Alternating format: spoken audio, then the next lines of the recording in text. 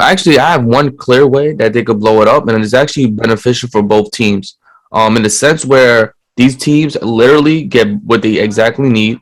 That's extra scoring power and an actual in-depth defensive threat. And actually, they both played each other in this playoff. The most polarizing, fascinating, interesting debate show is live in the huddle. Board, ladies and gentlemen, how y'all doing? I need y'all to like and subscribe to the video. Okay, subscribe to the channel. First things first, as we get everything up and running, as Zay gets his camera up and running, as I get my mic up and running, it's going down. We got a lot to talk about to close out this show, and we might as well kick it off in the NBA as Luka Doncic and the Dallas Mavericks rally to eliminate the Utah Jazz in Game 6. Should we be more impressed with the Mavs or more disappointed with the have-nots in the Jazz? Like what I did there. I know it was risky, but I think I pulled it off. Zay, I'm actually going to lob that up to you. That sounds like a plan to me. Well, I'm going to go with it is a disappointment with the Jazz that they're unable to defeat a team that had no center on the court. They're unable to score in the paint. Their inability to stop Jalen Brunson for majority of the series with Luka Doncic being out. You had a Luka Doncic less team on the court in the Dallas Mavericks, and you allowed Jalen Brunson and Spencer Dinwiddie to run ragged, which a defensively stout team under the Quinn Snyder system. You had defensive players in Conley, Mitchell, Bogdanovich. You have Rudy Gobert, the three-time defensive player of the year that a lot of people like to rub in people's faces. The reason why he got the quote-unquote supermax, the defensive altering, changing center of the league, the guy that you need if you want to have a stout defense. You got defeated by a team that didn't have a center on the court. And it really played, it really painted Donovan Mitchell's image now really bad in the league. This is his third time, I believe, third or fourth time. He been kicked out of the first round. So he hasn't went beyond the second round. He got kicked out of the third round. The most games he's won in a playoff is his first year in the league, his rookie season.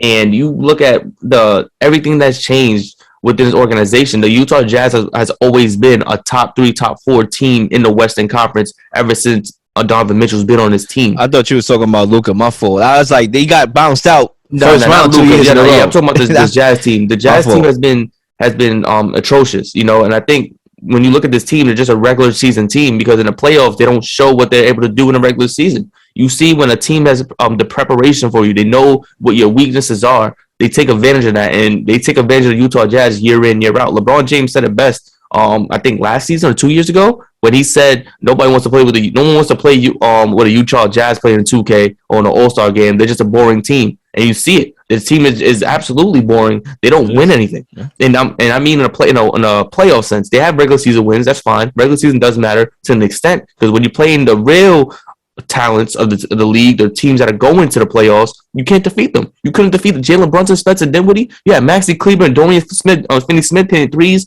all over the court. You had Dallas Bertans bullying you. Like I don't understand how this team thrived in a regular season, and it paints a bad picture of Donovan Mitchell. Rudy Gobert, we all know what he is. He's a defensive center, but that's all he does. He only protects the paint. When you put him outside the paint, even by the free throw line, he gets embarrassed. The guy was getting embarrassed by Luka when he came back. The guy was getting embarrassed by Jalen Brunson. The guy is horrible on the switches. He can't do nothing else but stay in the paint.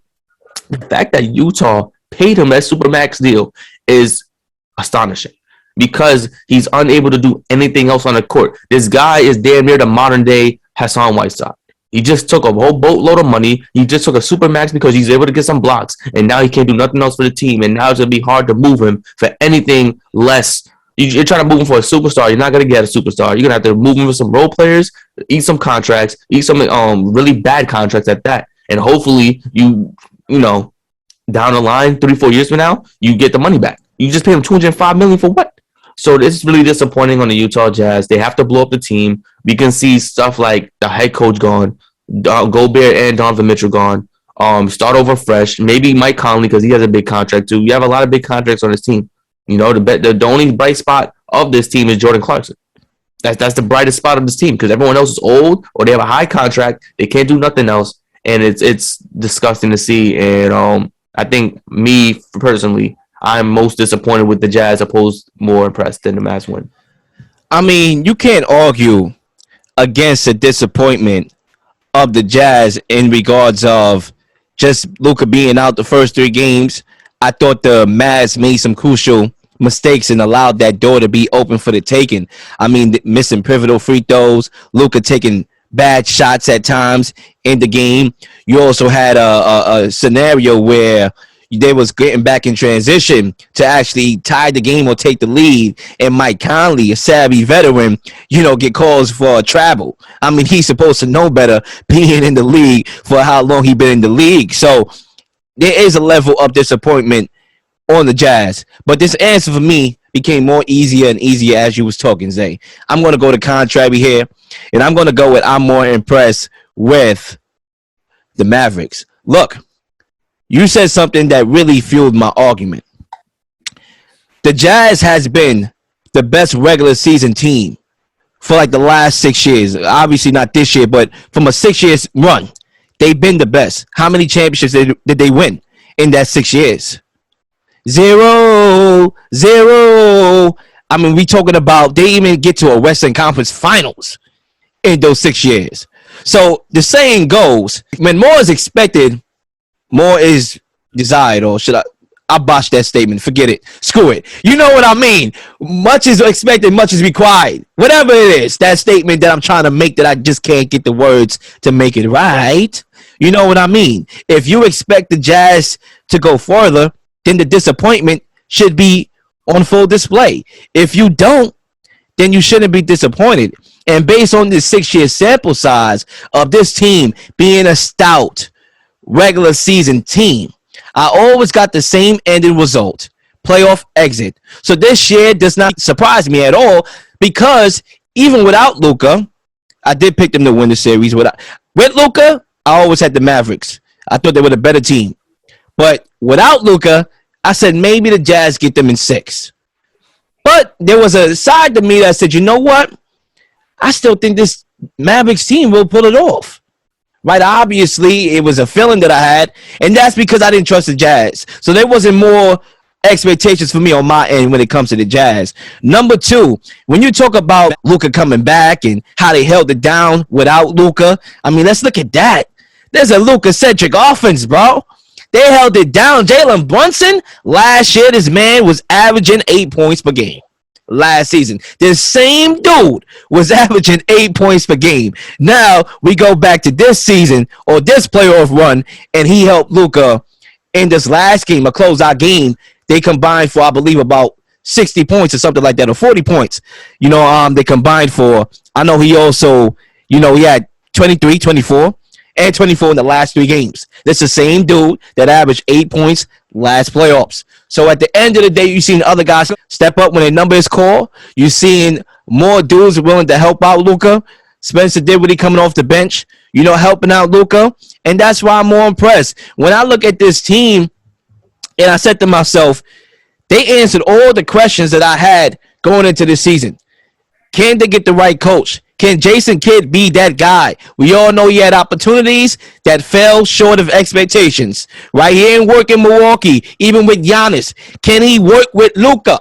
We had those questions going in. We had the questions about who is the real number 2. Can KP be that number 2 for Luka Doncic? And I think we all got our answers. And another question we had was, can they get out of the first round? Those 3 questions of coaching, who's the number 2, can they get out the first round, has slowly but surely been answered. We all know Jason Kidd is the guy for this job. We all know KP is not that number 2 anymore. That'd be Jalen Brunson. He took that role. We all know number 3, they can get out the first round. Lil Shadamas on the mic. Keep it short and simple. I think when we look at this Mavs team, and I think I want to go on your take real quick and understand, it is impressive how they won this game, because Utah Jazz, they had the better coach in Quinn Snyder. I think Quinn Snyder's a better coach than Jason Kidd, from a standpoint of knowing the X's and O's, right? He knows how to get his guys going, how to move the ball. He knows defense. He knows assignments. And I think when we look at this game in its totality, I think Jason Kidd had a really great chess match with Quinn Snyder, because he was able to expose Rudy Gobert in every possible way. And then when Rudy Gobert came off the floor, that's when they attacked the paint in vigor. It was a very explosive how they're able to just attack Hassan Whiteside, attack Royce O'Neal. You know, they was able to just expose them in a sense where they are unable to do what they need to do. And I think Jalen Brunson was a big microcosm of that because his ability to not only dribble and make shots off the dribble, but able to attack the paint, force the centers and the forwards to think, what are you going to do? Brunson had a bevy of moves where he's dribbling in the paint, doing step backs, hitting the little mid-range jumper, hitting the free throw jumper, going to the paint with his pump fakes and double moves. So I think when you look at what this talent was able to do without Luka Doncic was impressive because it allowed to really see the genius in Jason Kidd. And I think he's emerging as one of the top coaches in the league based upon this performance that he just given us in this series. And I think it's going to only show more in the next series against Monty Williams. You know, Monty was the genius. But I think right now, without Luka Doncic, Jason Kidd showed us the genius. And then when Luka Doncic came back, we saw the excellence and brilliance of Luka Doncic himself. The way he's able to excel on the court and thrive on his mismatches on talent. Being a 6'7" guard, it shows that he's able to just be so physical. Now he's dunking on people. He's shooting over people. His confidence is at an all-time high. And he can get by defenders. And he can see the whole court because of his size. Mm-hmm. So that's your build-a type of point guard. A guy that can see the whole court because of his size, can blow by defenders, and you have to show him that attention from the three-point line too. So that's what makes this guy, and he's strong. So that's what makes Luka very, very hard to beat. Another set that I want to throw out there is that Doncic led the league this postseason with 36 drives per 100 possessions, and Jalen Brunson ranked 33 per 100 possessions. So we already know the Achilles heel for this Jazz team with Gobert. Once you dish that ball out, he's covering the paint. We all know that's been the Achilles heel for this team when you put this dude in the blender. And clearly that fell into the hands of what the Mavs are really good at. And that's why I'm not disappointed, even though I am disappointed. I'm not as more disappointed than I am impressed with the Mavs because that's the same thing. They attacked the Achilles heel for the Jazz. They did not improve as a team from that standpoint. And when I make my way over to the Jazz, as I, end this debate about the comparison, I want to focus more solely on the Jazz right now, right? Because I know a lot of people want to blow this up, and I can see why, but honestly, I'm torn, and I'm leaning more towards no. The reason why I'm leaning more towards no is for a couple reasons. Number one, you're not going to be able to trade, I doubt it, both Donovan Mitchell and Rudy Gobert. So now we got to choose who we want to trade. Okay, cool. Let's say you trade Donovan Mitchell. Well, or let's go vice versa first. Let's say you trade Rudy Gobert. Now, your defense, you can't get back that bad production. I know the guy's only there for blocks, but it helps this team tremendously. They cannot defend. You know what I'm saying? So you're going to miss that portion. And number two, who's really going to take on that contract, bro? Who's really going to take on that contract of Rudy Gobert? I doubt it. So you're going to have to figure that out, that void, from a defensive standpoint. Let's say you do it the other way and you trade Donovan Mitchell.